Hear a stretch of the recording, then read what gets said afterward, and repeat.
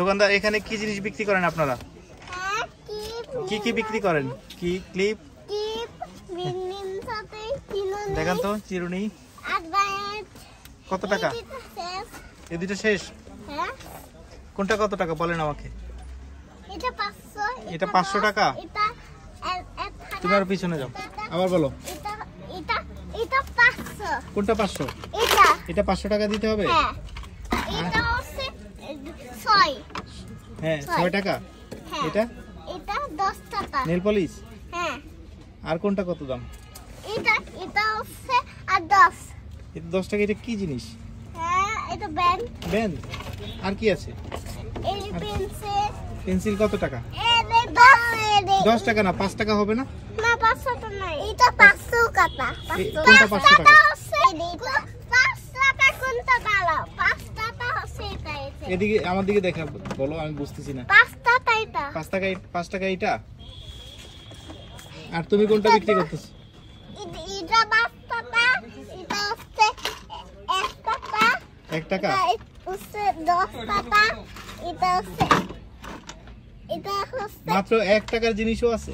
হ্যাঁ এটা 10 টাকা। ওইটা হচ্ছে 10 টাকা। ওইটা 10 টাকা। আর হচ্ছে কোনটা 500 টাকা। এটা 500 টাকা। 500 টাকা এটা। এই নেন। ওই রে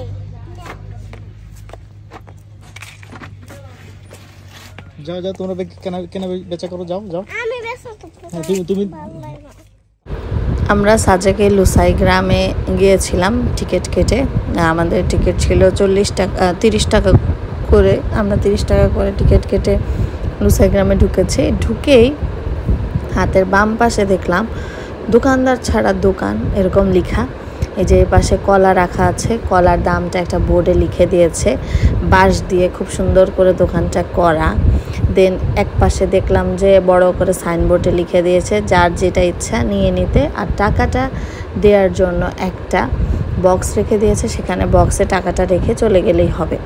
তারা মানুষকে অনেক বিশ্বাস করে, নিজেদেরকে অনেক বিশ্বাস করে, ইউনিটিটা বজায় রাখে, সেটাই এই দোকান দিয়ে ওরা বোঝাতে চেয়েছে। লুসাই গ্রামের এই জায়গাটা হচ্ছে একটা ডেমো, মানে ওরা কিভাবে থাকে, ওদের ঘরবাড়ি কেমন, এগুলা বোঝানোর জন্যই ওরা এই জায়গাটা করে রেখেছে। এটা রিয়েল লুসাই গ্রাম না।